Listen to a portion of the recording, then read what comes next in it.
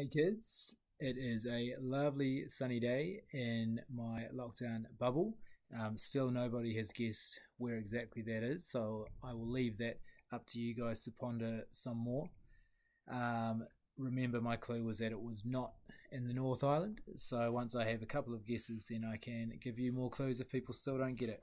Right, before I go for a bike ride today, I am going to read to you Chapter 4 of The Giver by Lois Lowry. Chapter 4. Jonas rode at a leisurely pace, glancing at the bike ports beside the buildings to see if he could spot Ashes. He didn't often do his volunteer hours with his friend because Asher frequently fooled around and made serious work a little difficult. But now, with 12 coming so soon and the volunteer hours ending, it didn't seem to matter. The freedom to choose where to spend those hours had always seemed a wonderful luxury to Jonas. Other hours of the day were so carefully regulated. He remembered when he had become an 8, as Lily would do shortly, and had been faced with that freedom of choice. The 8s always set out on their first volunteer hour a little nervously, giggling and staying in groups of friends. They almost invariably did their hours on recreation duty first, helping with the younger ones in a place where they still felt comfortable. But with guidance, as they developed self-confidence and maturity, they moved on to other jobs, gravitating towards those that would suit their own interests and skills. A male 11 named Benjamin had done his entire, nearly 4 years in the rehabilitation centre, working with citizens who had been injured. It was rumoured that he was as skilled now as the rehabilitation directors themselves, and that he had even developed some machines and methods to hasten rehabilitation. There was no doubt that Benjamin would receive his assignment to that field and would probably be permitted to bypass most of the training. Jonas was impressed by the things Benjamin had achieved. He knew of him, of course, since they had always been group mates, but they had never talked about the boy's accomplishments because such a conversation would have been awkward for Benjamin. There was never any comfortable way to mention or discuss one's successes without breaking the rule against bragging, even if one didn't mean to. It was a minor rule, rather like rudeness, punishable only by gentle chastisement. But still, better to steer clear of an occasion governed by a rule which would be so easy to break. The area of dwellings behind him, Jonas rode past the community structures, hoping to spot Ash's bicycle parked beside one of the small factories or office buildings. He passed the childcare centre where Lily stayed after school, and the play areas surrounding it. He rode through the central plaza and the large auditorium where public meetings were held. Jonas slowed and looked at the name tags on the bicycles lined up outside the nurturing centre. Then he checked those outside food distribution. It was always fun to help with the deliveries, and he hoped he would find his friend there so that they could go together on the daily rounds, carrying the cartons of supplies into the dwellings of the community. But he finally found Ash's bicycle, leaning, as usual, instead of upright in its port, as it should have been, at the house of the old. There was only one other child's bicycle there, that of a female 11 named Fiona. Jonas liked Fiona. She was a good student, quiet and polite, but she had a sense of fun as well, and it didn't surprise him that she was working with Asher today. He parked his bicycle neatly in the port beside theirs and entered the building. "Hello, Jonas," the attendant at the front desk said. She handed him the sign-up sheet and stamped her own official seal beside his signature. All of his volunteer hours would be carefully tabulated at the Hall of Open Records. Once, long ago, it was whispered among the children, and 11 had arrived at the ceremony of 12 only to hear a public announcement that he had not completed the required number of volunteer hours and would not therefore be given his assignment. He had been permitted an additional month in which to complete the hours, and then given his assignment privately, with no applause, no celebration, a disgrace that had clouded his entire future. "It's good to have some volunteers here today," the attendant told him. "We celebrated a release this morning, and that always throws the schedule off a little, so things get backed up." She looked at a printed sheet. Let's see. Asher and Fiona are helping in the bathing room. Why don't you join them there? You know where it is, don't you? Jonas nodded, thanked her, and walked down the long hallway. He glanced into the rooms on either side. The old were sitting quietly, some visiting and talking with one another, others doing handwork and simple crafts. A few were asleep, Each room was comfortably furnished, the floors covered with thick carpeting. It was a serene and slow-paced place, unlike the busy centres of manufacture and distribution where the daily work of the community occurred. Jonas was glad that he had, over the years, chosen to do his hours in a variety of places so that he could experience the differences. He realized, though, that not focusing on one area meant he was left with not the slightest idea, not even a guess, of what his assignment would be.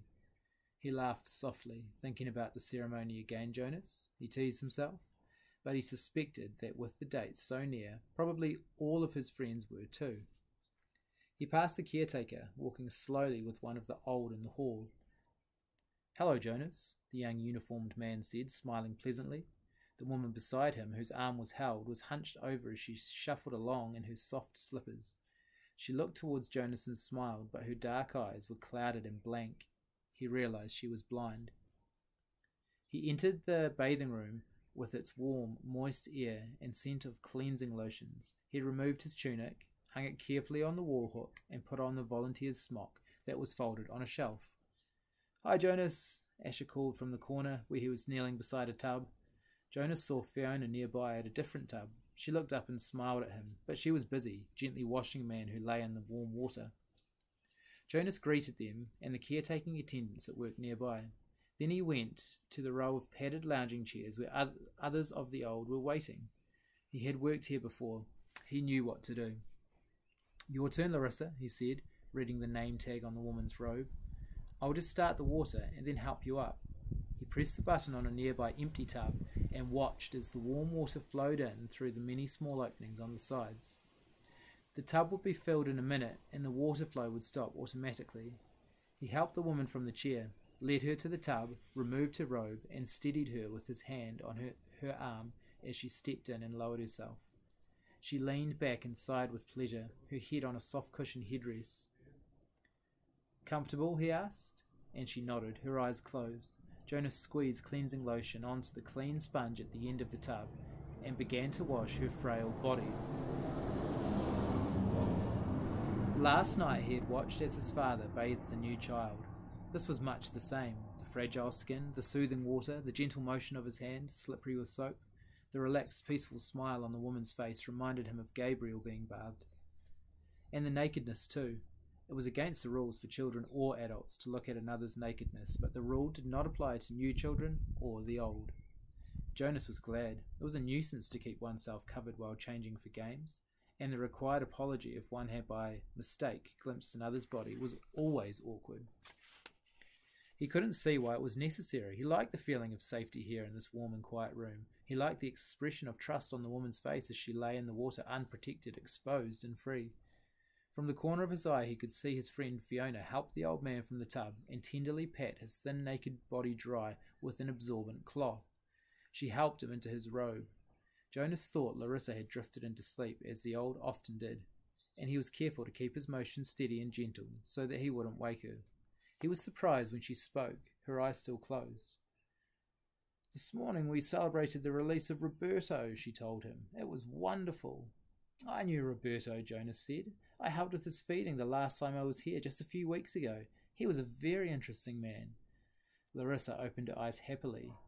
"They told his whole life before they released him," she said. "They always do. But to be honest," she whispered with a mischievous look, "some of the tellings are a little boring. I've even seen some of the old fall asleep during tellings. When they released Edna recently," did you know Edna? Jonas shook his head. He couldn't recall anyone named Edna. "Well, they tried to make her life sound meaningful, and of course," she added primly, all lives are meaningful. I don't mean that they aren't, but Edna, my goodness, she was a birth mother, and then she worked in food production for years until she came here. She never even had a family unit." Larissa lifted her head and looked around to make sure no one else was listening. Then she confided, I don't think Edna was very smart." Jonas laughed. He rinsed her left arm, laid it back into the water, and began to wash her feet. She murmured with pleasure as he massaged her feet with the sponge. "But Roberto's life was wonderful," Larissa went on, after a moment. "He had been an instructor of 11s, you know, how important that is. and he'd been on the planning committee, and goodness, I don't know how he found the time. He also raised two very successful children, and he was also the one who did the landscaping design for Central Plaza. He didn't do the actual labour, of course. Now you're back, lean forward and I'll help you sit up. Jonas put his arm around her and supported her as she sat. He squeezed the sponge against her back and began to rub her sharp-boned shoulders. Tell me about the celebration. Well, there was the telling of his life. That's always first. Then the toast. We all raised our glasses and cheered. We chanted the anthem. He made a lovely goodbye speech, and several of us made little speeches wishing him well. I didn't, though. I've never been fond of public speaking. He was thrilled. You should have seen the look on his face when they let him go. Jonas showed the strokes of his hand on her back thoughtfully. Jonas slowed the strokes of his hand on her back thoughtfully. Larissa, he asked, what happens when they make the actual release? Where exactly did Roberto go? She lifted her bare-wet shoulders in a small shrug. I don't know. I don't think anybody does, except the committee. He just bowed to all of us and then walked, like they all do, through the special door in the releasing room. But you should have seen his look. Pure happiness, I'd call it. Jonas grinned. I wish I'd been there to see it. Larissa frowned. I don't know why they don't let children come. Not enough room, I guess. They should enlarge the releasing room. We'll have to suggest that to the committee. Maybe they'd study it, Jonas said slyly, and Larissa chortled with laughter. Ha! Right, she hooted, and Jonas helped her from the tub. And that's the end of chapter 4. I'll be reading chapter 5 tomorrow, so tune in to hear what happens next. Kia pai toa, have a great day.